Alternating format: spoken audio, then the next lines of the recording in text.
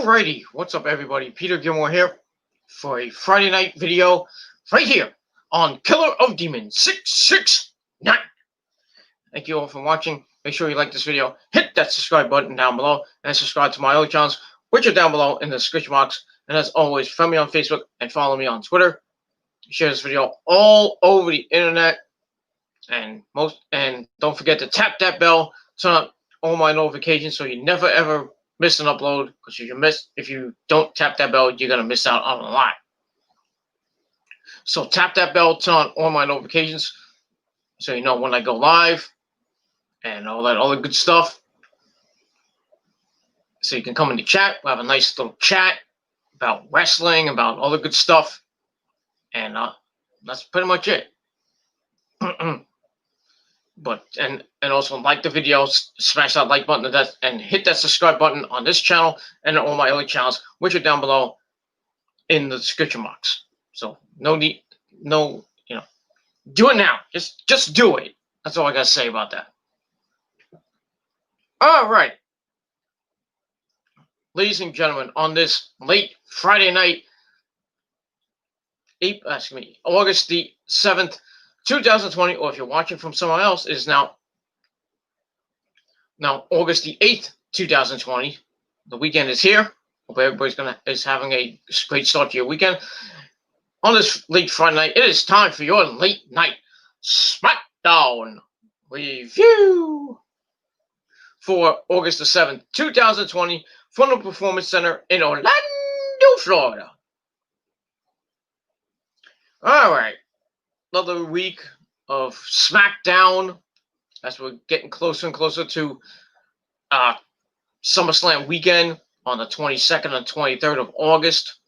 We've got NXT TakeOver 2 weeks from tomorrow, and we've got SummerSlam 2 weeks on Sunday. 2 weeks from Sunday. So get that. We had some interesting things happening on SmackDown. We had the Firefly Funhouse with our good buddy Bray Wyatt. Continuing his little thing with Alexa Bliss and with The Fiend and Braun Strowman. See what happens with that this week. We also had Jeff Hardy, dude, in action, going against Baron Strowman Corbin. We had that. We had Sheamus on the show, going up against what did Sheamus go up against? Matt Riddle. We had that. We had a segment with Bayley. Don't give me a hug. And I got it on now. The Boss, Sasha Banks, and a little interesting thing with everybody's favorite McMahon. No, not Vincent Kennedy McMahon. Not Triple H. The Boss's daughter, Stephanie McMahon. Hi, Steph. So Stephanie was on the show talking to Bayley and Sasha. We had that. Then we had the Dirt Sheet with The Miz and Morrison, and they're talking about what happened with Mandy Rose and Sonya Deville. Some interesting things with that. Then we had a tag team match to end the show with The Miz and Morrison against Heavy Machinery. And so Otis was on the show, and he had the Money in the Bank briefcase this time. So a lot of things, and the ending was kind of shocking, like last week's ending with Alexa Bliss getting her attacked by Bray Wyatt, with the fingers down the throat. Not the first time Alexa Bliss has gotten something down her throat, but that's just another story for another time. So a lot of action, but still the show was kind of like all over the place, and it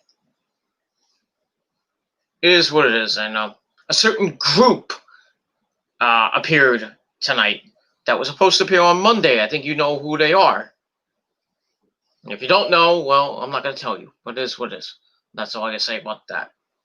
So let's get into SmackDown. Like I said, the chat room is open. So come on in. We'll talk some SmackDown. We'll talk some Raw. Talk some AEW, some NXT. some New Japan, maybe. You know, get the summer league going on. We have the first set of matches coming up. We have Okada and Yujiro Takahashi, and we don't know. I still have to look at the New Japan videos from the other day because I missed the show. And I usually watch the shows on New Japan World, but I was out. You know, if you haven't been following me, I was off the internet for a couple, not off the internet, but I was away from YouTube for a couple of days because my Wi-Fi went out on Tuesday night, and I had to wait till Thursday afternoon to get it back. But now it's back up and running. Hopefully, we don't get no more outages here in the Northeast. But you never know with this crazy, wacky summer weather. You know, we had thunderstorms earlier tonight. I thought that the power was going to go out, and you know, I wasn't going to do this video. But you know, thankfully, nothing major happened, and that's all I got to say about that. But hopefully, we don't get any more hurricanes for the next month and a half or 2 months, because right now it's the peak of hurricane season, and it goes through September and then a little bit of October, and then I think it like dies down in October, November. I got a couple more months of the hurricane season, but we'll see what happens with that, and we move on from that. All right, we got somebody in the chat already, and it's my good buddy Julius the Jew. What up, Julius? He says, "Sup, dude? How you doing? What's up with yourself? Let me know what's going on. Hope you're having a good start to the weekend, the first official weekend of August. And we're getting right into the middle of August, beginning next week. So time is flying by. Right in the middle of August, we're going to be talking about Labor Day in a couple weeks. And then we're going to start talking about Columbus Day and Halloween. Don't know if kids are going to go trick-or-treating. We don't know. Already know that New York State schools are going to be opening. I don't know why. You know, they're going to follow protocol. Which I think it's a bad idea, and I think we're going to get New York City's going to start getting a lot more cases, and then gonna start going back to phase 3, back to phase 2, gonna go back all the way back to the beginning again. When so I think Cuomo, maybe making a mistake, opening the schools in the different districts. So, but like I said, I'd rather do remote learning instead of having kids go to school and run the risk of them getting the virus or giving it to their teachers or their parents or their grandparents. So it is what it is, and that's that. All right, enough about that bullshit. Let's get to the meat and potatoes of this video. So Smackdown tonight, like I said, was kind of wasn't great, and that's that. So we started off. This time we a recap of last week when the Fiend put his fingers down Alexa Bliss's throat, and we saw a little bit of the swamp match from the horror show Extreme Rules where Bray Wyatt won. Then we go directly into the Firefly Funhouse with a good buddy Bray Wyatt. Putting up a picture of Braun Strowman with his eyes crossed out. And he walks up and says, "Hi, kids!" So, he like to address the haters that blame Bray for what happened to Alexa last week. He says, if you want to blame someone, though, blame Braun Strowman. And he's like, how could Braun let something so horrific happen to someone that he cares so much about? All you got to do is give Braun what he wants, or give him, the Fiend, what he wants. Bray happens to know that the Fiend will be here later in the night with someone very special. Very special. I wonder what that could be. Alexa. But it is what it is. We'll see what happens tonight. He said that the Fiend is waiting for Braun, and Bray advises that Braun give the Fiend what he wants. Let me in. And then he's like, bye! Bye! So we'll see what happens later on with the Fiend and and Bray, really the Fiend. We'll see what happens with Fiend, and maybe he'll do something more with Alexa Bliss. Maybe he'll fuck her in the middle of the ring. I don't know. Who knows? Who knows with the Fiend these days? But the scary guy that he is. So we'll see what happens. So I get the first segment 2.25 out of 5 stars, and we're off and running on Smackdown, and that's pretty much all I can say about that. All right, then we see the original bro. Matt Riddle comes out, and I thought we had a segment before that with Sheamus, but I might have missed it. But it is what it is. So he's taking like Sheamus 1-on-1. Matt Riddle, trying to have somebody cash in on. So Riddle has to keep his eyes on a swivel to see, and his head on a swivel to see if Baron Corbin or maybe Shorty G, who attacked him last week. And we see a little bit of that before the match. So we get that. So we have to see if Corbin and Shorty G get involved in the match, which I'll get to in a bit. Match itself was kind of blah. Finish was all right. It wasn't great. They locked back with forearms. The referee has to break it up. They circle. Riddle crashes for a waist lock. Then he climbs on the back of Sheamus, puts him in a 1925 sleeper, and then wraps his then he pulls him down, locks the legs. Sheamus gets to the ropes, break the hold, and Riddle gets out of it, and he gets up ready to fight. Sheamus unlocks the arm as Riddle tries to fight out of it.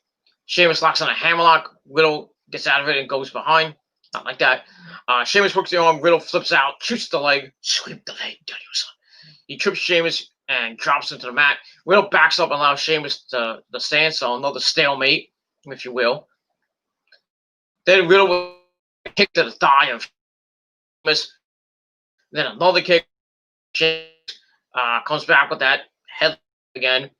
The backer goes backed up against the ropes. The referee has to break it. So a lot of stalemates, in the beginning of the match. Like they were kind of like not unsure what to do. So not much chemistry, but I guess it's a little bit better near the end. Near the end. So Sheamus works the left arm, hits a knee to the gut, stomps Riddle down. So now Sheamus got the momentum. And then Riddle comes back with a surprise armbar in the middle of the ring. Riddle goes over the back, locks in the key lock, turns it into a front face lock for a 1 count. Sheamus comes back with a gut wrench, lifts him up. Looks like I thought he was going to go for the star slice the way it looked. Drops him down with a power bomb. He tries to whip Riddle into the ropes, but Riddle holds on. He blocks another whip, hits a right hand. And Sheamus gets sent over the top rope to the floor. And then Sheamus hangs Riddle up on the ropes and knocks him up, beats down the chest a few times with that patent. Boom! Clubbing blows. Sheamus goes to the top rope. Riddle then jumps up, hits a big right hand, and Sheamus falls right to the outside as we go to break. So Sheamus is in a little bit of trouble. We'll see what happens. Come back. Riddle has a hold on Sheamus, hitting some rights before running into the Irish Curse backbreaker. Then he hits another one. Sheamus wants to go for a third one. He gets it, goes for a near fall. So Sheamus pulls Riddle up, takes some shots to the gut, eats it, then hits a kick. Riddle flips out of a sneeze. He's kind of pissed. Wouldn't you be? It is what it is. He lifts Riddle, who comes up with some jabs and a kick. Ducks on a clothesline, kicks to the back of the head, and then runs with a forearm, and then another one off the ropes. Hits a belly to belly, then a kick to the chest, and then the Broton for a near fall. Then he hits another Broton. He's not Voltron, he hits a Broton. So Riddle is is gaining momentum and going completely berserk. Goes to the top rope, goes for a moonsault. Sheamus moves, but Riddle lands on his feet. Sheamus then grabs him, hits white noise for a near fall. Then Sheamus backs up, looks for the brogue kick. Riddle sidesteps, locks the hips. Then he hits a delayed German suplex into a pin for a near fall. He goes for the penalty kick. Sheamus rolls him up with a 1920 roll up for a near fall. Then a tilt-a-whirl suplex, tilt-a-whirl slam. Riddle moved. Sheamus hits the ring post hard. And then goes to the outside. Riddle's on the outside. Sheamus is favoring his arm near the announce table. Riddle hits a chest. And then another one. And then a right hand. Sheamus fights back with the knee to face. Sheamus then rolls in the ring. Riddle's near the ramp. And then we see Shorty G, Chad Gable, run down the ramp. Attacks Riddle from behind. Calls him the disqualification. And Sheamus is not a happy camper. Matt Riddle wins by disqualification. So match I gave 2.25 out of 5 stars. Wasn't that bad. Afterwards, Riddle starts beating the crap out of Shorty G with kicks to the chest, sends Gable into the plexiglass. Then he hits a Superman punch off the steps. He starts beating him down near the announce. Riddle then sends Gable into the steps. Then he hits a running kick to the chest, right as Gable was resting on the steps. So he lays him out, and then we find out that Riddle wins by disqualification. So Riddle's all happy, like, yeah, I won, Sheamus, yeah, I did it. So Sheamus is pissed. So he grabs Gable, sends him into the ring. Then he hits him with a brogue kick. And then Sheamus is like, the fucking mic. Well, he didn't say, give me the fucking mic, but he says, give him a mic. So he gets on the mic, so it's young Gable, and he's like, you took my win from me, Gable. Gable, he was pissed, and he's like, you took my win from me. Now I'm gonna kick your ass. So he throws down the mic. He's still pissed, and yells at Gable to get up. He's like, get up, knocking Chad Gable out. So we'll see what happens with this situation, and I'll get to it in a minute as we get to our next segment. But the aftermath I gave, once again, 2.25 out of 5 stars, and that's pretty much all I got to say about that. And we're gonna move on from there, and that's that. All right, then we go back to the chat. We have my good buddy from Mexico, Javier Alejandro Pansecasa. What's up, Javier? He says hello. How are you doing? We're having a great start to your weekend. He also says I can't even say it. The chaotic and violent ending. Many theories arise of who are the members of Retribution. One of them, among them, is Chelsea Green. We haven't seen Chelsea in a while on NXT since she broke away from the Robert Stone brand. So maybe she might be. I think it's all rejects from NXT, really. And originally, I thought it was that they were saying that it might be like Dominik Dijakovic and Killian Dane were going to be members. They could still be. Who knows what's going to be with Retribution, if they're going to get extra members, and this will be like an NWO type stable. They'll just get members every week.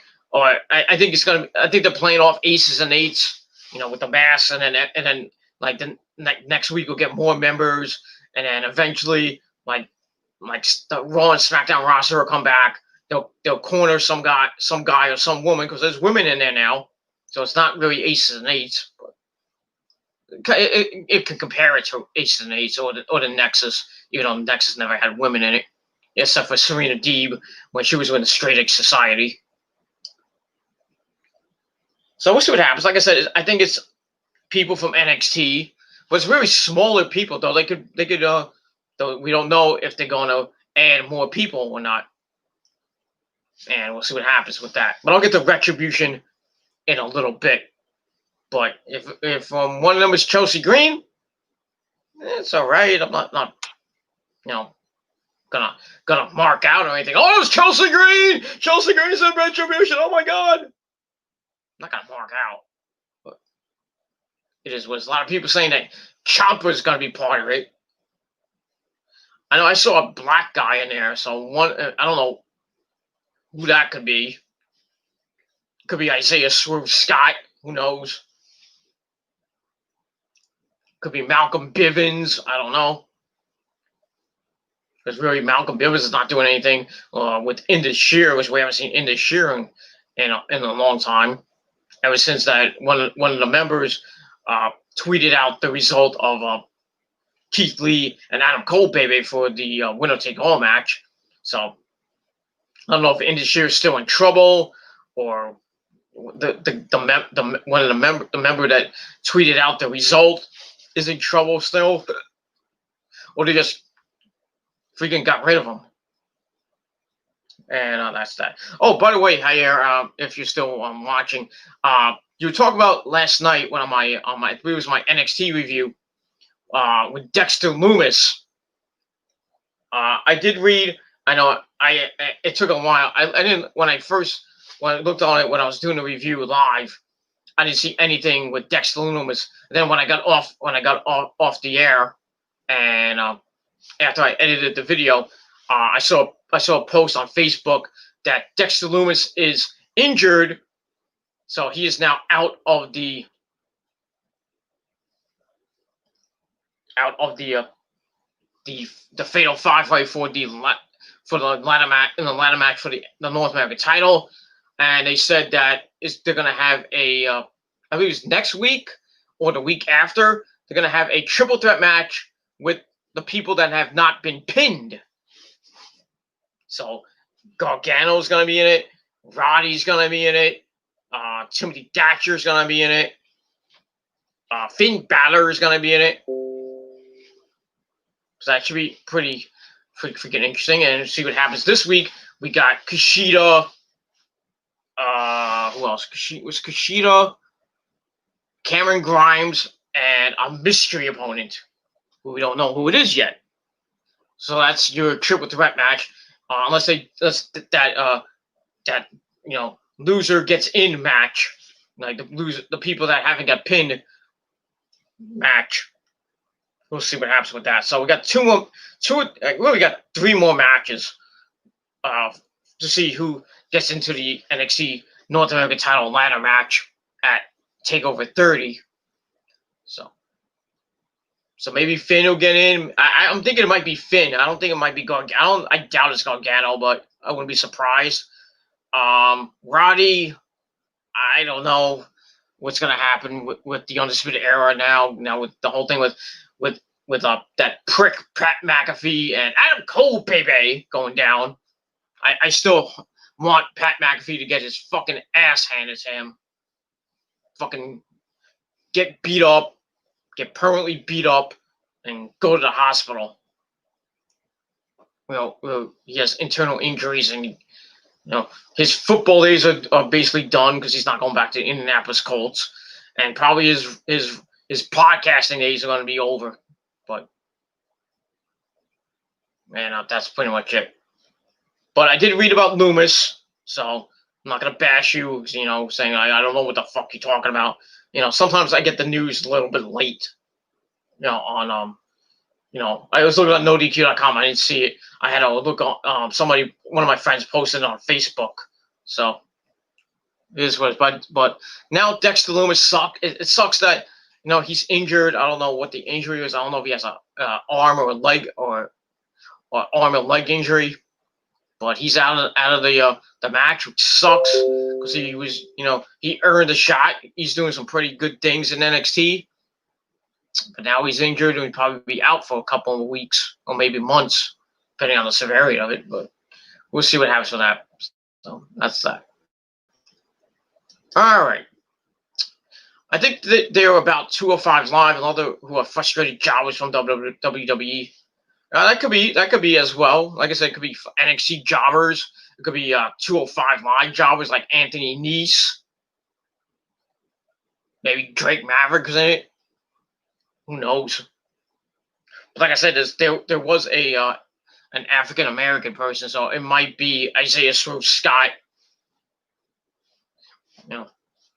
Imagine ACH or Jordan Miles coming back like it's like, oh, fucking hate WWE. I'm gonna get my revenge, you know, on my T-shirt idea. You know, that'd be really funny if it was fucking Jordan Miles, but it's probably not gonna be Jordan Miles. It might be Leo Rush, but even though Leo Rush fucking bashed WWE when they released him. But like I said, I think it's maybe jobbers from the main roster or people from some up and comers from NXT. Chelsea Green might be one of them because there was I think two women and I think it was like 3 or 4 guys. So got that. So like it could be members of the NXT roster and 205 Live. But who knows? We'll have to see what happens this Monday night on Raw. But what will happen with Retribution? But I'll get to Retribution in a little bit. That's that.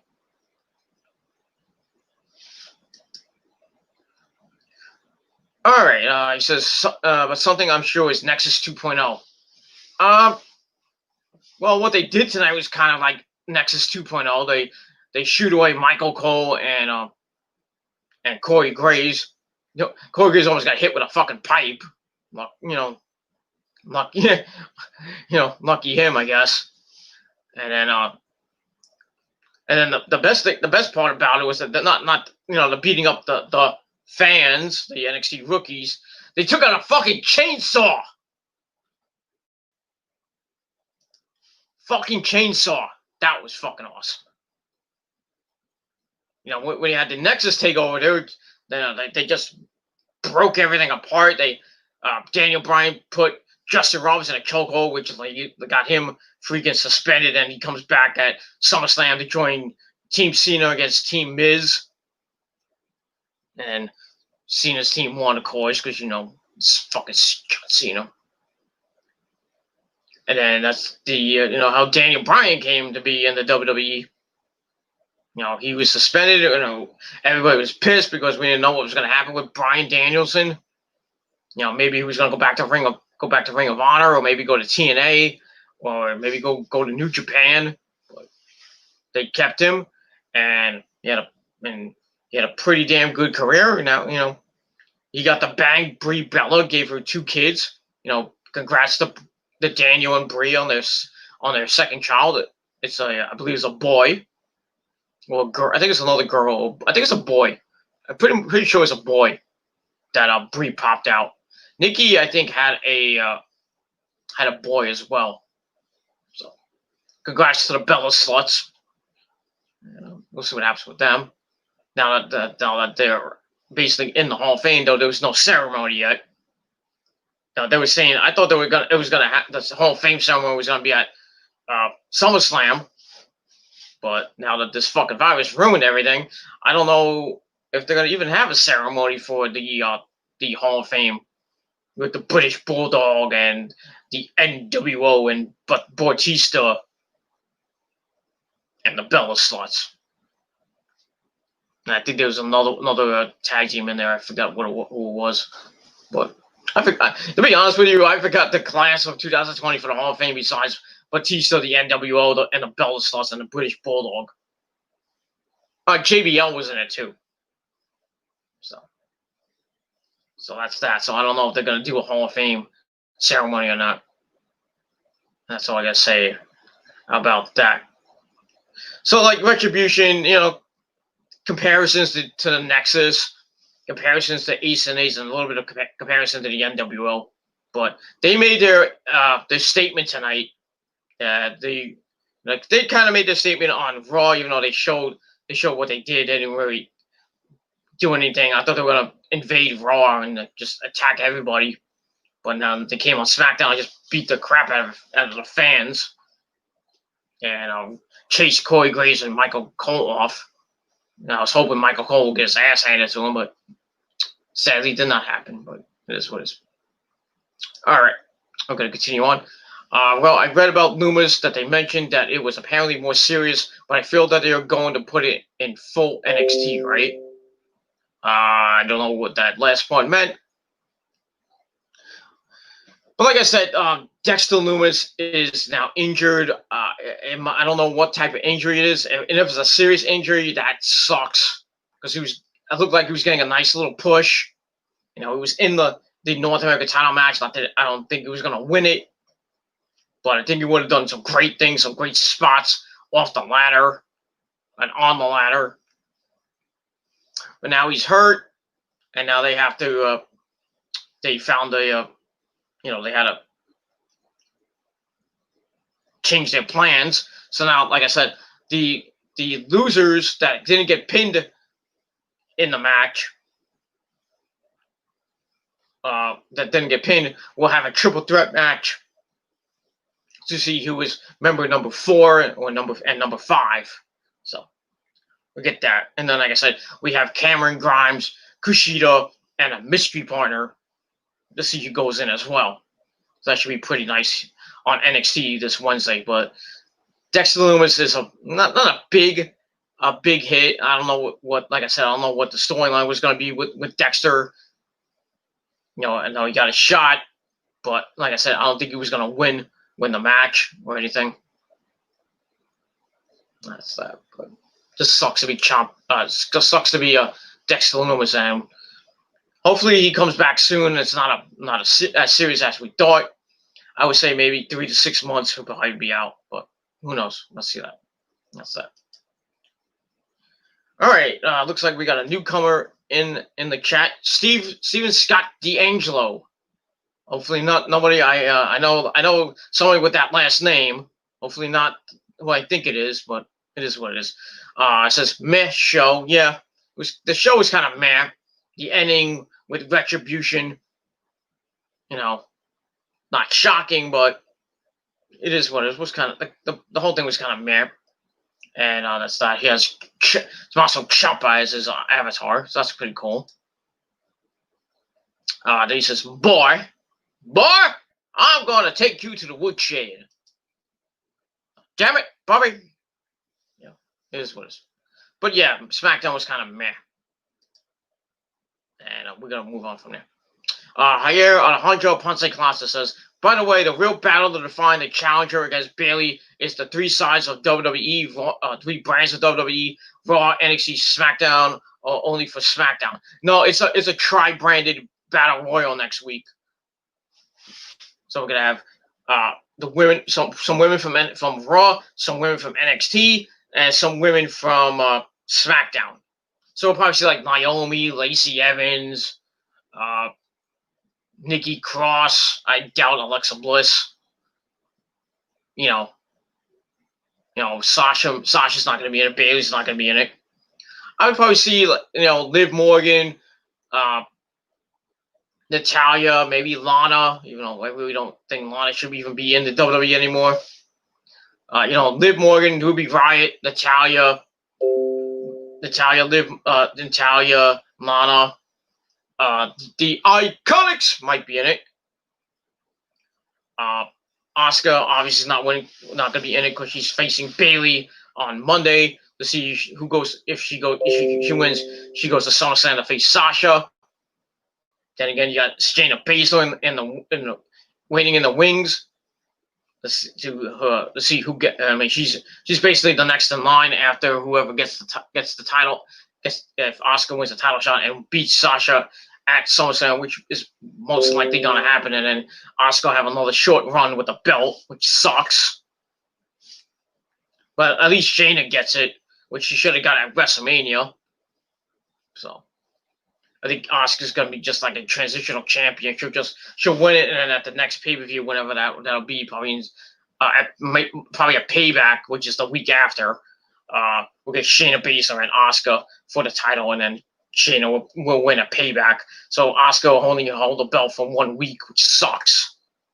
But we'll see what happens. You never know. And that's that. But like I said, and if you look at people from NXT who might be in it, maybe Aaliyah, maybe Mercedes Martinez, Tegan Knox. I would throw Io in there. I don't know if they're gonna do that. Maybe Dakota Kai, maybe Kaden Carter. maybe Indy Hartwell, and your food is ready. But it is what it is. So lots of interesting people going to be in that. I don't know how many women are going to be in there. I don't know if it's going to be like a 20-woman battle royal, or a 15-woman battle royal, or a 10-woman battle royal. I don't know what is. I know it's a battle royal. That's and the winner will face Bayley at SummerSlam for the Smackdown Women's title. And I think whoever wins it will probably beat Bayley, because Bayley's held the belt for 300 and, well, as of right now, 301 days, getting really close to 1 year, which will be coming up in about 2 months. I think she won the belt in October of 2019 on SmackDown. So we'll see what happens with that, and we move on. All right, that's it for the comments right now. So the chat room's still open, so leave your comments and your questions and all that other good stuff. We got one more comment before we get back to SmackDown. It would be nice for Asuka to participate and win the Battle Royal. Imagine the possibility that she's a double champion of Raw and SmackDown. That would be nice, but I don't think that they're gonna do that.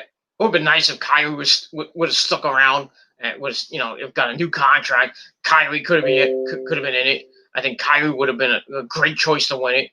Kyrie versus Bayley, because they were, Kyrie getting her revenge on Bayley, winning the SmackDown Women's title, and then Asuka winning the Raw Women's title. So the Kabuki Warriors will be champions on each brand, and then they could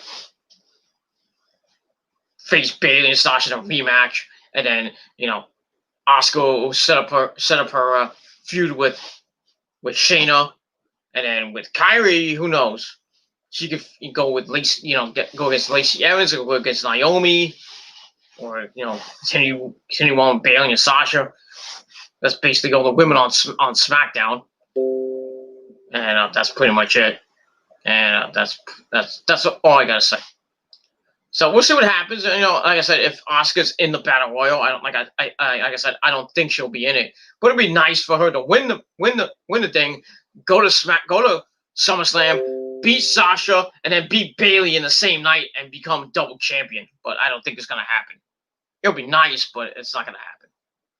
No, but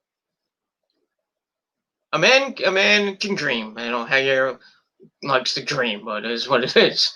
So. Good, you had a good. It was a good comment. Let's just put it that way. Good comment. But like I said, I doubt Asuka's going to be in there. But it would be nice if she was. And that's it. All right, that's it for that. And we're going to get back to the chat. Get back to SmackDown. So we had Matt Riddle and Sheamus go one-on-one. Sheamus gets disqualified after Shorty G beat up Matt Riddle. Matt Riddle comes back, beats the crap out of Shorty G, laying him out, and then Sheamus laid him out with not one but two brogue kicks. So we'll see what happens with that. So I give all that 2.25 out of 5 stars. And we're going to move on.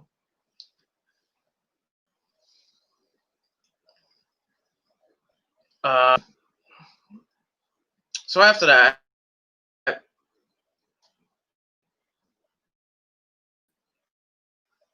we go backstage where Corbin is talking to some chick. I have no idea who she was. Maybe some chick from NXT or just random chick. Maybe it's Corbin's new girlfriend. Who knows? He downgraded from Maria Brink, so because Maria Brink fucking hated his guts and got rid of the fucking prick. That's what happens. That's what happens when you date the metal goddess and you act like a fucking prick. I would, if I went out with Maria Brink, I would treat her like a fucking queen, because she is the queen of metal. She's the metal goddess. She's the mama of the mistress and the mama, the madam of mayhem, as they call her. I love her to death. I love Maria Brink to death, and that's all I gotta say about that. Big ups to In This Moment. That's all I gotta say about that. All right, so he's talking. So Corbin's talking to some chick. Then we see Sheamus fella comes up, says his little minion ruined his match, meaning Shorty G. Sheamus says if Corbin tries that again, he's gonna kick Corbin's head off his shoulders and stick his crown straight up his royal ass. So Coleman's like, well, you're not wasn't facing Jeff Hardy tonight. I would beat the crap out of you. So Sheamus like, I'm not joking, and they try him. So some interesting things happening there. So now, Coleman's got, Matt Riddle to contend with that King's Ransom. Now he's got the Celtic Warrior Sheamus to deal with. So we'll see what happens with that. So I gave that 2.25 out of 5 stars. And that's that. Coleman says that Sheamus is lucky he has a match with Hardy, and otherwise he dent his skull. So we'll see what happens with that. Like I said, I gave that 2.25 out of 5. Excuse me, 5 stars, and that's that. All right, after that, we get to the Dirt Sheet with The Miz and John Morrison. Miz and Morrison, hey, ho, ho. We get them. So Morrison welcomes to the show. He's like, he says, there's no one more underground than me. Man, I gotta shut that off. I hope that doesn't mess up my thing. I'll keep it on. Fuck it. I got all my notifications, but it is what it is. So Morrison calls himself more underground than he's blah blah blah. Miz says last week we all bared witness to a horrific tragedy.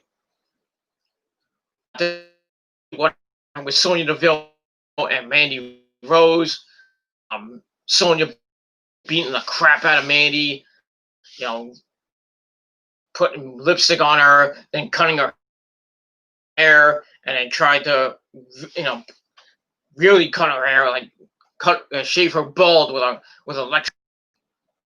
So we're gonna see what happens with that. Morrison says they often focus on gossip and trivial pop culture, but sometimes life hits so hard they put things back into perspective.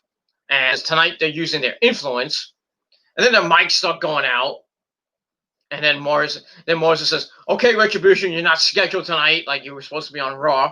A little dig at Retribution. That was kind of funny, but it is what it is. Miz says it's brave of Mandy to be here tonight. So they introduced Mandy, but it's not Mandy. They introduced Mandy's hair, which basically it looked like Deville was like playing around with the hair or a stage prop. And then Miz and Morrison do the voices, which was kind of at times it was kind of funny. Yeah, I mean, if you didn't see it, look it up on YouTube. I'm not going to go into it. They're like, I look better now than I did then. Blah blah blah. So they go through that crap, and then after that, then they're like, we got a new catchphrase. Hair, yeah. So fucking stupid. It is what it is. But after all that crap, Miz says the real victim is Sonya Deville. So Sonya comes out in a black getup, ready to talk about Mandy, what happened last week. So Miz asks her what Mandy's hair in the first place. So Sonya's like, I don't get why people are upset. I said what she enjoyed smashing Mandy's face into the table, cutting her hair off, and messing her makeup up. Say that 5 times fast. Makeup up. She says Mandy was so concerned about her image because that's all she ever had. It's pretty sad. She would feel bad, but she doesn't. She broke her physically and emotionally. Then Sonya calls the crowd terrible and says Mandy will not come out, and she's right. And then Miz says they haven't heard from Mandy since the attack. Not one selfie, nothing. And Sonya mentions that Mandy got to the WWE because she won a bikini contest. And she talks about that Mandy won a WWE Bumpy Award because that stupid show called The Bump. That's a horrible show, by the way. Don't watch it. She won the Bumpy Award for making out with Otis. You win an award for making out with another guy. Yeah. That's why that's why the bumpy awards are corny. They really should bring back the Slammy Awards, but just saying. But do it like the Slammy Awards that we seen back in the day, not the crap like they have a match and then like right after the match, I was like, we got another Slammy Award to give out. I mean, just do it as a separate show, like they did back in the 80s and early 90s, and into the mid 90s, right around the Attitude Era, and then it just became a fucking mess of a show. But bring back the Slammy Awards, and that's all I gotta say about that. And we're gonna move on. So she says about that. Sonya says there's one bright side. She says that Mandy and Otis look like a couple now. And then Miz like a couple that brings out heavy machinery. Tucker and Otis, they come out. Otis has his Money to Bank briefcase if you forgot that he had it. So they run down the ramp. They come in the ring, attack Miz and Morrison. Tucker tosses Miz to the outside. Otis sends Morrison into the corner, then hits a splash. Then Tucker hits a splash. Otis goes for the Caterpillar, but Sonya Deville pulled him out of the way. And that was it. Guess what we're going to get in the main event? Yes, that's right, player. A tag team match, player, between Miz and Morrison with Sonya Deville ringside taking on Otis and Tucker. So we'll see what happens with that in the main event. But the segment was kind of cheesy.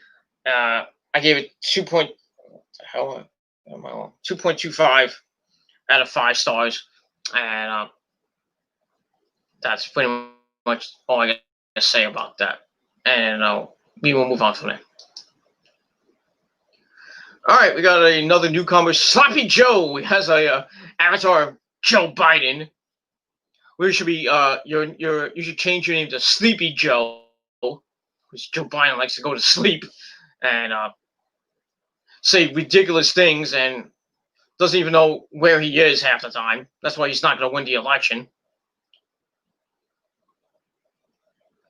So he says, Heel on Heel is back, and they're both alphas. Yes, yes, yes. I don't know what Heel on Heel is, but I mean, who you're talking about, but it is what it is. But at least, Heel on Heel is back, whoop-de-damn-do, and they're both alphas. It is what it is. So let's see what happens with that. Move on. All right, if I got an award for every time I made out with a 300-pound man, I would be internationally recognized as the most awarded man on earth. Mandy would be nothing compared to me. Okay. Alrighty then. You go make out with a 300-pound man then. But you're not going to win an award. But I mean, if you want to make out with a 300-pound man, that's your business. Just don't splash on me. I don't swing that way, but it is what it is. But yeah, the whole thing, Mandy getting an award for freaking making out with Otis, kind of sounds fucking cheesy and stupid. Yeah, and the whole thing, the bumpy awards sucked anyway, and the fucking show is ridiculous. It was a waste of time. I'd rather have backstage than fucking the bump. They really should bring backstage back with Renee Young and Punk and Booker T and Paige. Not have this stupid fucking show called The Bump. Fuck The Bump. Because they have like Caleb Braxton and a couple other people that I could give 2 shits for. Fuck them, man. Fuck The Bump. And that's pretty much all I got to say about that. All right, let's go back to SmackDown. Chat room's still open, so you can leave comments and questions or whatever you want. So yeah, we're gonna get a tag team match with Miz and Morrison against Heavy Machinery to end the show, and we'll see what happens with that. And we got Sonya Deville at ringside in the corner of Miz and Morrison. So we'll see if Mandy comes out, if Mandy's even in the building or not. That's that. All right, after that, we get a recap of of Cesaro and Shinsuke Nakamura winning the tag team titles from the New Day.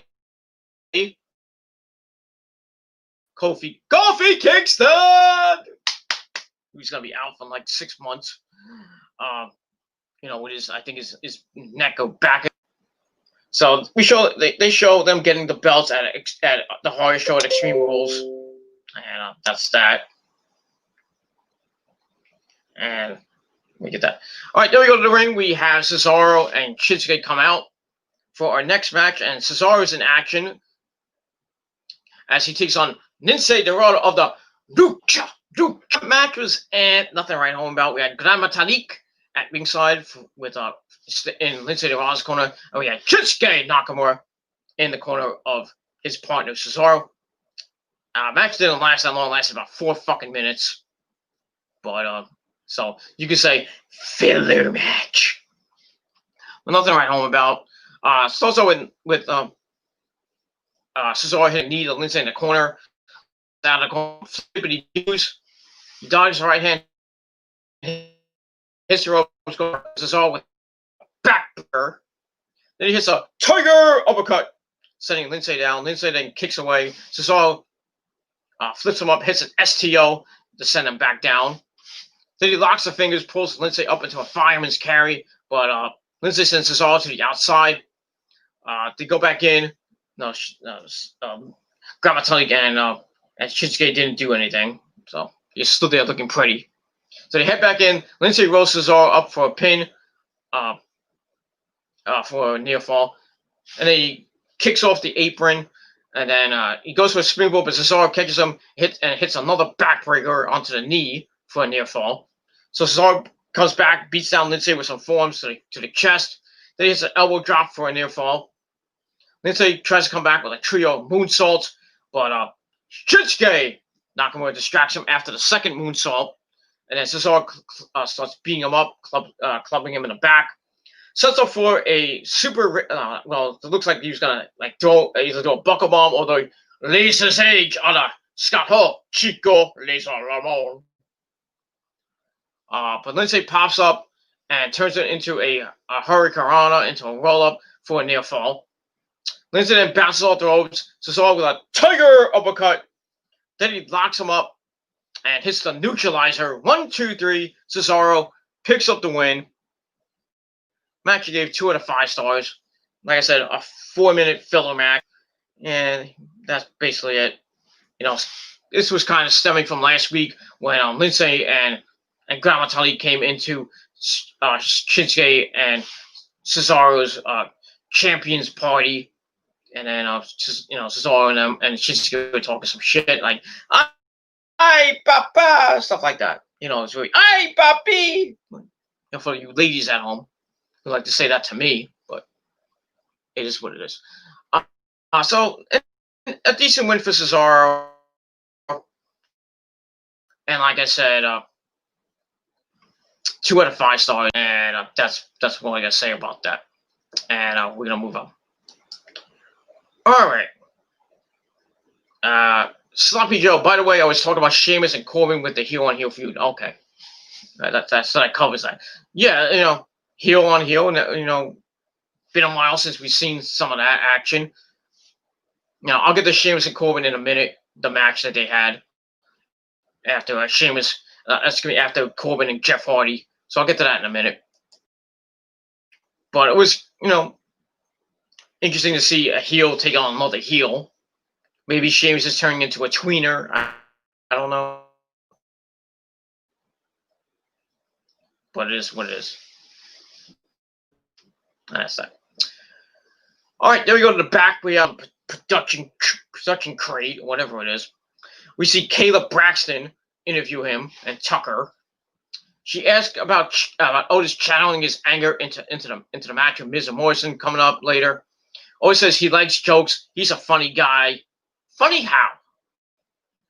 Does he amuse you? Does he wear a red nose? He amuses you, tells jokes.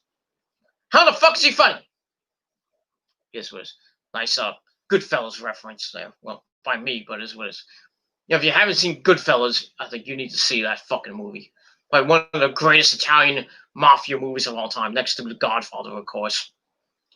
That is what it is. So this is a funny guy with Miz and Morrison on the line.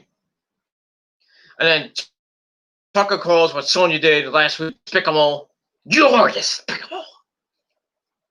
He says Miz and Morrison just can't let things go. And then Otis says he can handle jokes on him. He's had it all his life, ever since a little bit of boy. But then they disrespected Mandy, his peak, and he's not going to stand for it. And he says when he gets angry, no one will be laughing at the end. Ooh, so Otis is pissed.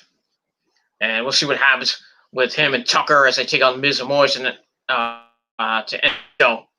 So I gave the segment 2.25 out of 5 stars. And that's pretty much all I got to say about that. All right, then the lights go out in the Performance Center, but no, it's not Retribution or anything. Like we saw on Raw with Mike's going out and all that shit. We saw them cut out on Miz and Morrison early in the night. But we get the music of The Fiend. Bray Wyatt comes out with his new look lantern. And then they go to commercial when he's making his fucking epic entrance. So kind of pissed me off about that. But then we come back, we see Alexa Bliss in the ring wearing the same outfit from last week. I don't know how she got in the ring or where she came from, but his was. So the Fiend backs in the corner, he starts slithering around and being creepy, and the lights are all red, of course, and his music is still playing. So he reaches out his hand, and he's sitting behind Alexa. He goes to put the mandible claw on Alexa again, but then Alexa's like putting his dirty fingers in her mouth. Not, like I said, not the first time Alexa's had something in her mouth. if you think of Buddy Murphy, or now Ryan Cabrera. I don't know how she got with Ryan Cabrera. She really should be with somebody way better looking than Ryan Cabrera. But that's just me. Could be with me, but I got other business that I attended with my triple threat Asian persuasion. Io, Asuka, and Kairi. And then I have Sasha Banks waiting in the wings, and Melissa Santos, and that's that. So Alexa stops Bray from putting the mandible claw on her. Then she looks up at him, and it looked like she's like, look at him really weird, weird. She's like just looking up, and she's like, and then she starts touching his face, and Bray's like he's starting to like it maybe, and then he's like, ah, fuck, like don't touch me, woman. And then he backs away. And then we hear the voice of Braun Strowman, and we see him on the Tron, and he's really close to the picture, like really extreme close up.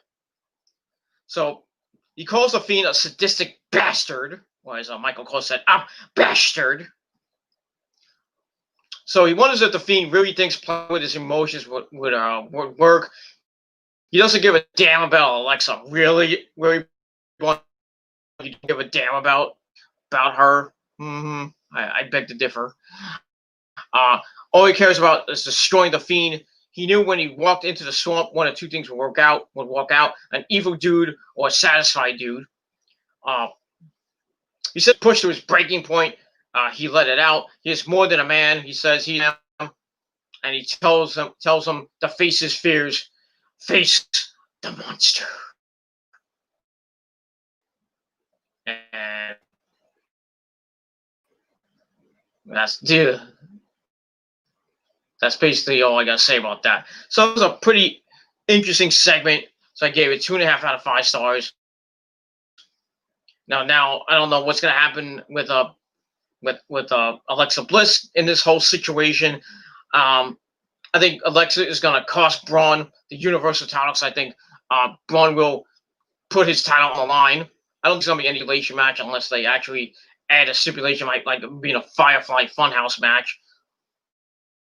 But I doubt it. Probably just straight up one-on-one, and for the Universal title. And I think Alexa would screw Braun and then side with Bray, and then Alexa Bliss. Alexa Bliss will probably be playing the Sister Abigail role, and they'll have like a love story. And then they will eventually get married, and it'll be like a whole incest angle. It's kind of creepy, but it is what it is. So we'll see what happens next Friday night on the program with Braun Strowman, Alexa Bliss, and The Fiend, Bray Wyatt. And maybe we'll get regular Bray Wyatt and another edition of the Firefly Funhouse. But we'll see. And that's all I got to say about that. And we move on. All right, we're going back and forth with the chat. Sloppy Joe, don't you love it when an anticipated moment is about to happen and then Flo from Progressive has to remind you about the name, your price tool, and how Jamie doesn't have a beard? I could care less about fucking the Progressive stats. I don't fucking like that shit. It's like the Progressive flow of the night. Nobody gives two shits. I don't give a crap about Progressive insurance. I don't care about Flo and her fucking name your price tool. It was like a fucking toy gun.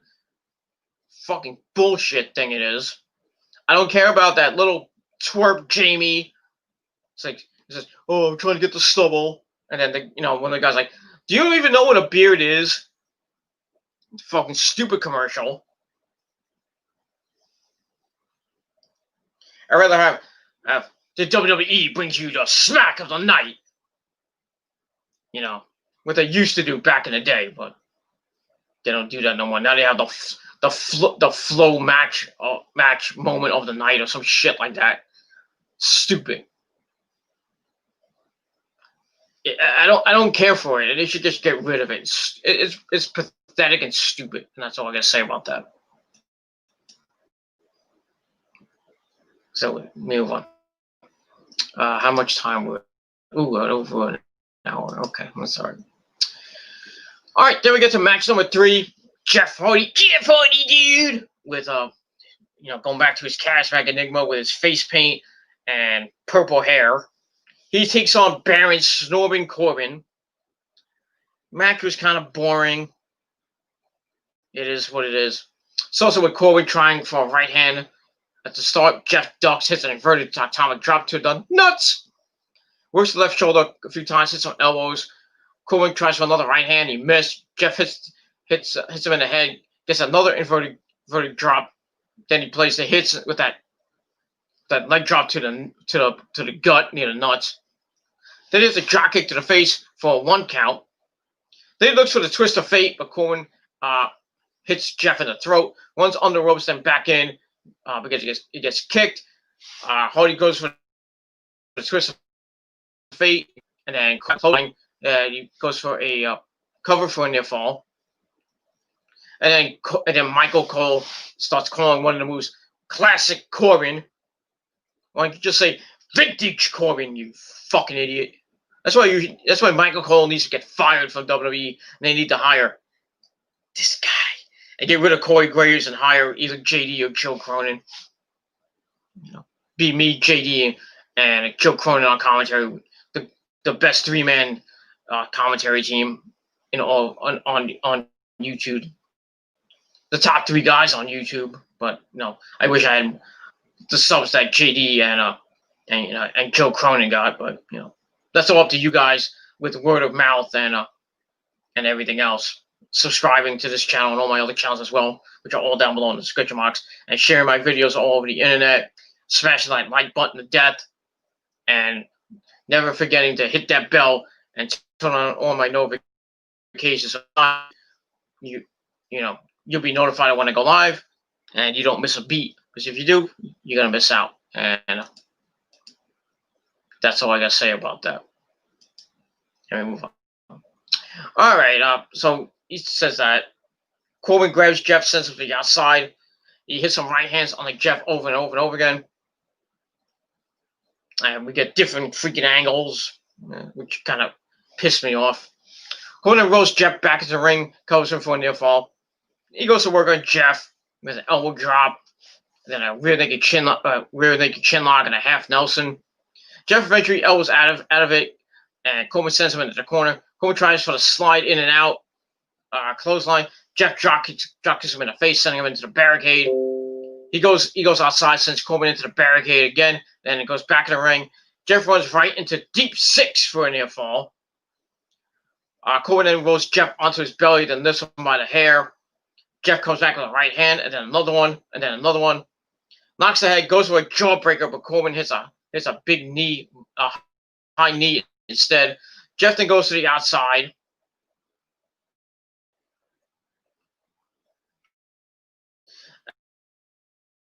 And then from nowhere, we see Sheamus fella. He comes down, hits Jeff with a brogue kick. And I was like, oh, great. They're going to continue that storyline after the whole bar fight.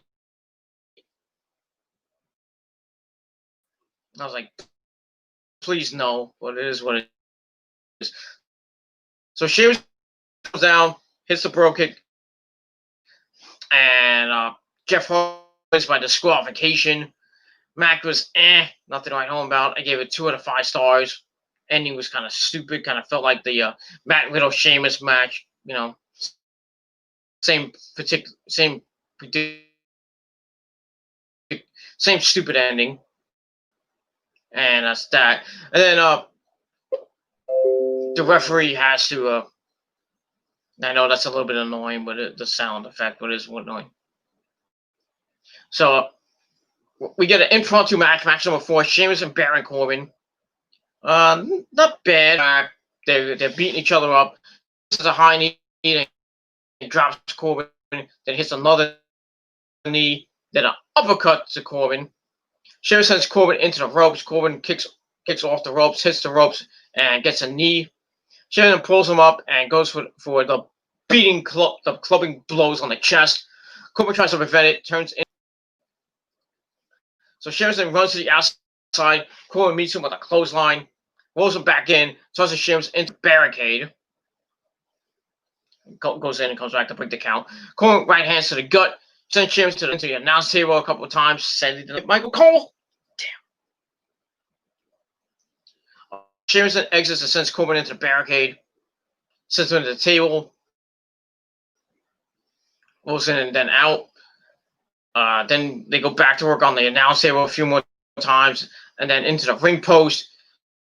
Sheamus goes to the top rope. Corbin ducks, and then hits a side slam for a near fall.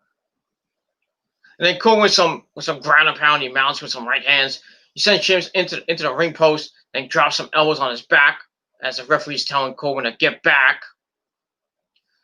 Corbin with a right hand, and then a rest period with a chin lock, half Nelson. Sheamus is quick up, turns out of it. Corbin drops him. Sheamus then turns into the hold, and again Corbin knocks him down. Sheamus gets Corbin on his shoulders from white noise, but Corbin drops to his feet, hits a clothesline. Then we see Matt Riddle, everybody's favorite bro, come in, swings over the head of Baron Corbin, but no contact is made, so no DQ. This time, another, at least we didn't get a no DQ. Goes over Corbin, heads out of the ring, and then Corbin turns around, boom, bro kick right in the mush. Sheamus covers 1, 2, 3, and he gets the win. And that's pretty much it. So match was a triple threat match, or a tag team match next week with Hardy and Matt Riddle. And back to chat we go. Andrade Cien almost when the 2 CMLL stars were there, a piece of information that I have come to give. Yes, I knew that. I knew Nakamura and Andrade faced off in CMLL. I do remember that. I don't know if they faced off at NXT, but and it was for the IWGP Heavyweight title. Yes, I remember that. And I think Shinsuke won the match. Because it would have been really weird to see a guy from CMLL getting a major title from Japan. But stranger things have happened. We had Brock Lesnar go to Japan, win the IWGP Heavyweight title, but didn't bring it over to the States. Hogan won it, didn't bring it over to the States. Kurt Angle brought it over to. Kurt Angle was the only one that brought it over to the States, I believe, when he won the IWGP Heavyweight title. He was the only one who did it, but that's that. And that's it. So, yeah. So, yes, Andrade and Shinsuke, they've met before. It'd be nice if Shinsuke went back to Raw, won the United States title, and fought Andrade or Angel Garza. But we probably won't see that because I think Shinsuke's gonna stay on SmackDown. But never know if they do the draft this year. But we'll see. All right, Sloppy Joe says the Slopster must leave because it's 2 in the morning and I need sleep. I'll return on your next video to show off my I can't even say this word, senility to the youngsters. All right, thanks for coming in, sir, with your weird comments, but it is what it is. I get the weirdos. The freaks coming at night. It's Friday night, early Saturday morning right now, and I'm gonna be going to bed soon too because I got an early day of work tomorrow. Got to go to work at 1 o'clock, and I got to go all the way to 8:30. So I got a long day tomorrow. I had to work today, which I didn't want to do, but nobody else could cover. So I'm the low man. I'm, as always, the most needed guy in my job. And plus, I needed the extra hours since I just came back to work after my 3-week quarantine. My 1 week away, and then I had a quarantine for 2 weeks due to this fucking virus. And now I had to go to urgent care to print out my results because the library is closed over here, which sucks. So I had to go to urgent care, have them print out my results, which are negative, by the way, if you wanted to know. So coronavirus can kiss my ass. But now Rose is in Florida again. Now she's gonna get tested a third time in the span of a month. So hopefully the third time is the charm, and get another negative test result. But we'll see what happens after she goes to the urgent care office on next Monday. Not this Monday, next Monday, because she comes back next Saturday. I would say next Saturday night. I know that noise, that sound effect is boring. I apologize for that. I can't. I would mute my computer, but I don't know if it mutes my mic or not. So I apologize for all that noise, but it is what it is. All right, so thank you, Sloppy Joe, for coming in the chat. Like I said, and hope to see you on my next video, which will be, if nothing happens tomorrow in the world of wrestling, will be Sunday afternoon, probably around between 2 and 5 p.m. I'm not going to do a late night video unless something comes up in the world of professional wrestling. So Sunday afternoon, between 2 and 4, maybe 5 p.m., I'll be doing another edition of the Gilmore Chronicles on the TGC Reborn channel. I believe it's episode 173, and it will be my 11-year celebration of my 11th year on YouTube. I started on August the 9th, 2009. Doing videos. I've been on YouTube since 2006. When I had my first account, Human Killer 99. I didn't do videos in 2006 because I didn't have a camera back then. So I took like 3 years off, and then when I finally got a camcorder, which I don't have anymore, it broke. I still have an old camcorder which I don't use anymore. So now I got a webcam. So I'm gonna probably just get rid of that, sell it to somebody for a couple bucks. And that's that. So yeah, Sunday will be my 11-year anniversary on YouTube. So we talk about the good days, the good times, the bad times, my 11-year run on YouTube, and the friends and enemies I made on this fucking website. And that's pretty much all I got to say about that. And then I'll probably talk about my future, what's going to happen on this channel and my other channels over the next year, next couple months, and next couple years. I think it's really annoying. I can't really fix that. But it is what it is. So we got that. So this Sunday between 2 and 5 p.m. Get ready for the next edition of the Gilmore Chronicles for my 11-year anniversary. So that's when I'll be back, unless something happens during the day on Saturday or early Sunday. But that's it. But tap that bell on the TGC Reborn channel. Subscribe to the channel as well, and come in the chat. We'll celebrate. We can talk wrestling. It's an open forum. We can talk about wrestling. We can talk about YouTube. Don't worry, we want to bring up YouTube drama, but it is what it is, and that's all I got to say about that. And that's it. So join me on Sunday for that, and that's pretty much all I got to say about that. All right. Here on 100 Ponce Class, the Wyatt versus Braun thing. I don't know what you think, but they are handling it well. It's interesting. Last week was a surprise ending with Bray and Alexa Bliss, and then this week you got Alexa kind of, being kind of not concerned. I can't even think of the fucking word. Maybe she has showing feelings for Bray. What a fiend. Like I say, maybe she likes things down her throat. It's not the first time. I like to put my dick down her throat. And in her ass, but it is what it is. But I'm not paying $400 to ask her to do that. But I can only do that in my dreams, and that's all I got to say about that. So, and that's it. I know that. I apologize for the background noise. I can't really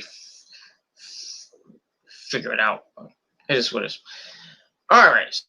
So that's that. All right. So we had Sheamus beat Baron Corbin 1-on-1. This match I gave 2 out of 5 stars, and that's that. All right, then we go backstage. We see the 2-woman power trip, the women's tag team champions, and the Raw and SmackDown champion. We got Bayley, don't give me a hug, and the boss, Sasha Banks. They're having a good time. They talk about all the gold. Then we see some weird-looking dude, some stagehand twerp, telling them that Stephanie McMahon wants him in the ring to have a video conference with them. Nice, we're gonna see Stephanie. Yay! Hi, Steph. I love Stephanie McMahon. I love to bang her too, but probably Paul. You know who Paul is? Paul Levesque. Triple H probably kicked my fucking ass, and I like it.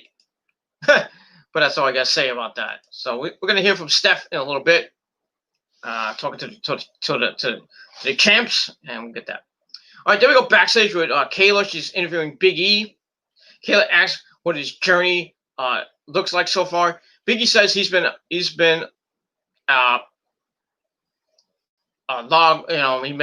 go down to the ring, pour cereal into a man's mouth whose popcorn chip is used around the world. Not that I give 2 shits. He says he's been an entertainer, a tag partner, and a friend. Now he gets to answer the question: what could have been if they let him run? They gave him the ball, run the ball, and run it alone. The support and cosigns from Kofi and Xavier could be perceived as pressure. They are not anchors or burdens, though. They lift him up, and he doesn't know where the run will take him, but he can assure us he will give us nothing less than all of him. All of him. I'll give you all of me. I'm not gonna sing that John Legend song, because I can't even sing it on key, but it is what it is. And that is because that's what you J-Rocks. And that's that. So that was a pretty decent promo from Big E. Talking about his big push he's gonna get, which could lead to him beating AJ Styles for the Intercontinental belt, going on a nice run with the belt. And then I think the big capper is going to be him winning the Universal title, maybe at WrestleMania. So we'll pull Kofi Kingston at WrestleMania 37. Wherever WrestleMania 37 might be, Los Angeles or Tampa or in the Performance Center or at Titan Towers. Who knows where it's going to be this year? Thanks to this fucking virus, who knows? That's all I can say about that. And we're going to move on from them. All right, then we go to the ring. We have Sasha and Bayley. And then Stephanie comes on the Tron. And she wants to congratulate them for winning all the gold. Bayley says they needed to hear that because there's a lot of negativity and jealousy.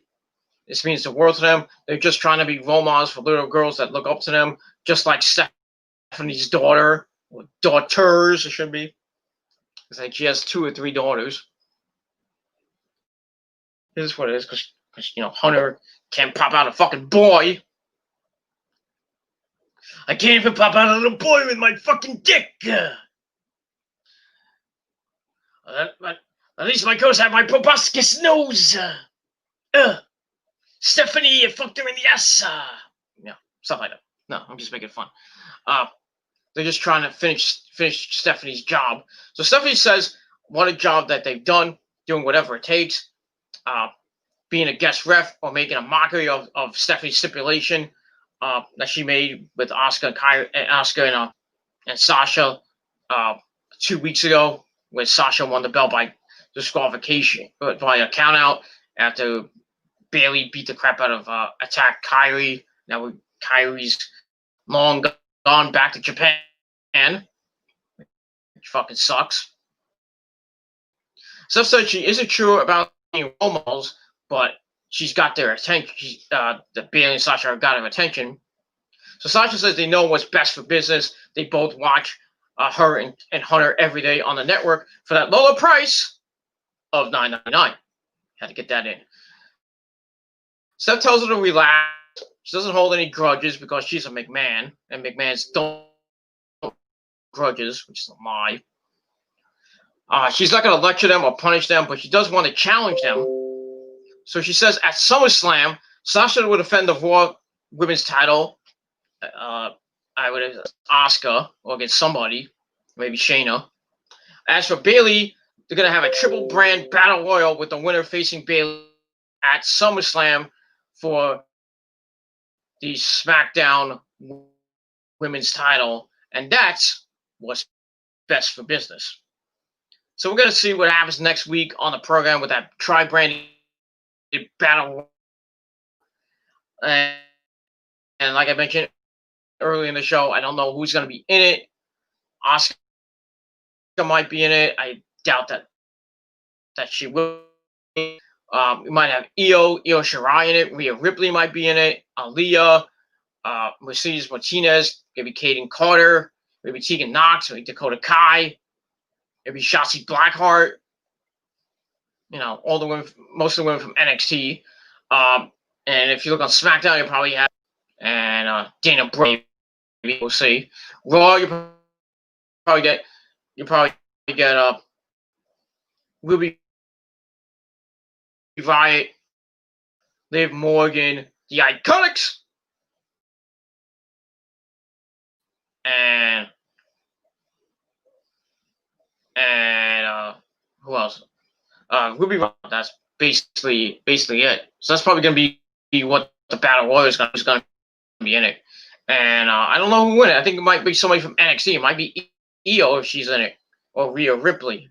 And then they're going to win the SmackDown Women's title and Bayley's streak at about 314, 300, getting close to 320 days. So I think Bayley's run with the belt is going to be over. And that's basically it. Stephanie brings ratings. I wish she was the GM of SmackDown again, but it is what it is. Mentioning there's a rumor that Stone Cold was going to sign a contract and possibly being the Raw general manager. And he caused a lot of problems. Came down on this little ATV with whole thing with Bischoff and running him down and everything. No, he's a decent GM, not great, but because the greatest GM in the world was William Regal. That's why William Regal is the GM of NXT, and he's doing a pretty damn good job as GM of NXT. That's that. And we move on from there. All right, then we go backstage with Kayla and Miz Morrison and Sonya Deville. She asked if Miz Morrison took it too far. Miz calls it comedy highbrow. Sometimes good comedy offends, and they're mental giants, and that was basically it. just hyping the match coming up next. And Sony's like, well, that's it. Just look standing there looking pretty, and that's what I'm gonna say about that. And we're gonna move on from there. That's that. So I give that 2 out of 5 stars. So we get to the main event. Match number 5. We have Heavy Machinery taking on Miz and Morrison with Sonya Deville at ringside. Nothing great. So also with John Morrison and Tucker to start. John with a kick, but Tucker takes him down, knocks him off from behind. Morrison breaks out. Tucker with a belly to back takedown. And then he locks the waist. Morrison elbows out with some kicks. But Tucker blocks, ducks, then hits a clothesline. Odin whips Tucker into Morrison and hits a shoulder block, sending Morrison spinning in the air, in the air like a butterfly, or like a piece of meat. Is what it is. He gets the tag to Miz, comes in, gets a headbutt, then gets beaten down by Otis. Tucker comes back in, and they just march around the ring. They march on Miz, then splash Miz's head in between their guts. Excuse me. Tucker's on the apron. He front flips into Miz and Morrison with a cannonball. So they're really beating the crap out of Miz and Morrison to start. As we go to break, we come back. Miz, as always, the heels come back during the commercial break. Miz hits a kick to Tucker, sending him into the corner. And then they go to work on Tucker. Miz kicks Tucker down in the face. He chokes Tucker up and gets backed up by the Morrison with a cheap shot off the distraction. Miz kicks Tucker a few times, a right hand to Morrison. Then drops his weight on the Miz. Then gets the hot tag to Otis, who comes in like a house of fire. Clotheslines Miz, and then Morrison, then back elbow to Miz. Up and down to Morrison. Sends Morrison into the corner, then hits a body slam to Miz. He's going beating up everybody. Otis hits a splash in the corner to Morrison. Morrison falls down. Otis goes for the Caterpillar, and he hits it. Goes for a near fall as Miz breaks it up. Tucker comes back and pulls Miz out. Gets a drop toe hold into the barricade. Otis encases Miz on the outside. Miz sends him into the ring steps. Then out comes Mandy Rose with new look hair. Her shorter hair looking like Renee Young a little bit. And Cole's like, who the hell is that? Idiot. That caused a disqualification with no contest. So I gave the match 2.25 out of 5 stars.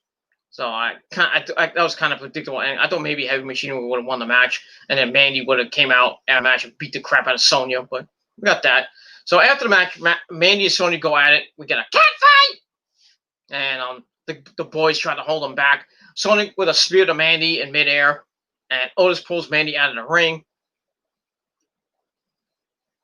And we go to commercial. We come back to Smackdown. Mandy and Sonya are being held back from each other. And then the lights go out.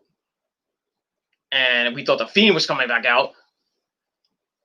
And then we see Retribution, that new faction that was supposed to debut on Raw, though we only saw a brief glimpse of them when they threw the Molotov cocktails at the electrical equipment. So I thought they were gonna cause havoc on Raw. So they come out, they come by the ring announcers area. They run Michael Cole and Corey Graves out. They have weapons. They have like pipes and bats and just other weapons. So they chase Cole and Corey off. Corey almost gets hit right in the head with a bat, so he should have.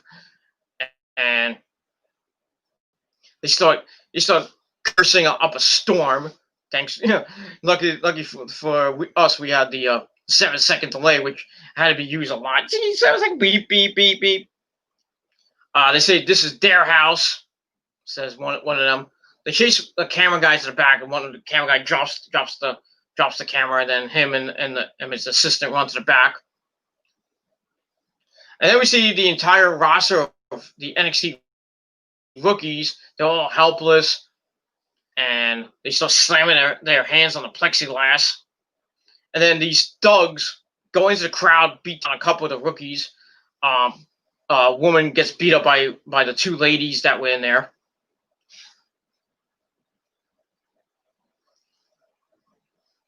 And the 5 of them they have a black bag. I don't know, and it was with full of spray paint.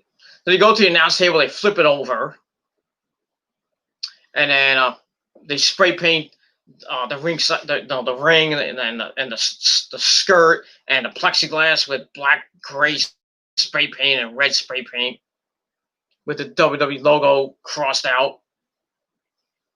And then they spray paint the ring steps. And then one of them screams "Pulse!" Basically to no one's all the rookies left to the back. And then one guy brings out a chainsaw, revs it up, thinking he's Leatherface, and he cuts the ropes. He cuts the ropes with the chainsaw, and it's just going back and forth, different angles, different camera angles. So it was kind of pathetic, but it is what it is. So that ends the show as Retribution causes a havoc and pulled a Nexus, or pulled an NWO, or pulled an Aces and Eights. So we'll see what happens with Retribution on Monday Night Raw this Monday. See if they cause more havoc, more chaos. I think they will. Maybe we'll find out who they are. I think they're gonna play it up like an Aces and Eights thing. That will probably get new members, maybe each week, and then eventually one of them will get caught, and then we'll see the eventual unmasking of each one. But we'll see what happens with that. So the Retribution angle is kind of, I think it's outdated because it feels like Nexus 2.0, or the Ace and Eight storyline, or the NWO storyline. But they caused chaos tonight, and they were a group to be reckoned with. We'll see what happens on Monday Night Raw, and that's pretty much all I can say about that. So I gave the ending segment 3 out of 5 stars. It was intense, and that's all it was. But that's pretty much all I got to say about that. So that ends the review, and that's that. So Smackdown was meh. I gave it right down the middle of that, 5.5 out of 10 stars. But let me know what you guys thought of the show in a comment or a video reply down below. If you have any questions, put it in the comment section of this video. Don't forget to smash that like button to death. Smash that subscribe button to death on this channel and all my other channels. All the links are down below in the description box. Hit me up on Facebook. If you're on Facebook, type in Peter Gilmore. You'll probably find me somewhere. Maybe I'll friend you. Maybe I won't. If you're on Twitter, hit that follow button on my channel. Link to my Twitter channel is down below in the description box. And like I said, most importantly, share the video all over the internet. Instagram, Facebook, Twitter, Tumblr, Instagram, Vimeo, BitChute, Dailymotion, wherever else you share your videos at. And that's pretty much all I can say about that. So I said thank you for watching. Thank you to Jair for coming in the chat as always. Thank you to Sloppy Joe for his really weird comments, but at least he didn't troll and everything. But brought some insight into that. And thank you to Steven Scott D'Angelo for coming in for a little bit, just to say it was a mess show. Big ups to Julius the Jew and anybody else who watched the show, watched the video. Thank you all for watching. Like I said, smash that like button, and if you don't like it, well, too bad. If you're gonna dislike my video, well, fuck you. Thank you for the views, though. But it is what it is, because the train is not stopping anytime soon. And that's all I got to say about that. So, once again, 5.5 out of 10 stars for SmackDown. And that ends the week of wrestling. And we'll see what happens next week on SmackDown with that tri-branded Battle Royal. See who wins that. Faces Bayley at SummerSlam with the SmackDown Women's title. We'll see what happens with Braun Strowman, Bray Wyatt, or The Fiend, and Alexa Bliss. What's gonna come out of that next week? Braun basically challenged him to a match. We don't know if it's for the Universal title or not. I hope it is, and Bray wins it with help from Alexa, but we'll see. And then we'll see what happens with Mandy Rose and Sonya Deville. If there's going to be anything to come of it next week. And we'll see what happens with Baron Corbin, Sheamus, Jeff Hardy, and Matt Riddle. See, that becomes a tag team match. And no, that's pretty much all I gotta say about that. So we'll see what happens on SmackDown next week. We got Monday Night Raw this Monday. We got Asuka taking on Bayley, and if Asuka wins, she faces Sasha Banks for the Raw Women's title at SummerSlam. I think she will win. Probably maybe Sasha messes up and costs Bayley the match. That may start the seed being planted for Sasha and Bayley to go at it, but I doubt it. But I think Asuka might win straight up, but who knows? So Asuka will win, face Sasha at SummerSlam, win the belt, and then probably lose it the following week at Payback to Shayna. But we'll see what happens with that. And we'll see what happens with Retribution. Like I said, it might cause more chaos. And we'll see what happens with that. So that's it. So we begin a new week of work. We begin a new week of wrestling on Monday Night Raw. And as always, I'll be here on this channel to give you my Raw review after Monday Night Raw goes off the air. And that's that. So that's that. So thank you all for watching this video. Thank you all who came in the chat and watched the video. So that's all I gotta say about it. So coming in my next chat on Sunday, around between 2 and 5 p.m. for TGC 173, my 11-year anniversary on YouTube. Gonna be a pretty good video. So come on in, come in to chat and celebrate. Maybe share your memories if you've been around with me for the last 11 years, or share your own memories of your time on YouTube. And that's pretty much all I got to say about that. So it should be a pretty good video this coming Sunday on TGC Reborn. So subscribe to the channel and all my other channels as well down below. All right, everybody. Thank you for watching. Have a great week, rest of your weekend, everybody. I'm going to edit this video up and go to bed. Because I got to get up in the morning and I got to get dressed and I got to go to work. Got a long day of work, which sucks, but I got to make the money you wish you had. And that's pretty much all I got to say about that. So thank you for watching, everybody. Peter Gunn was signing off. If you're not down with that, I got 3 words for you. Fuck you, man. And I'm out. Peace, bitches.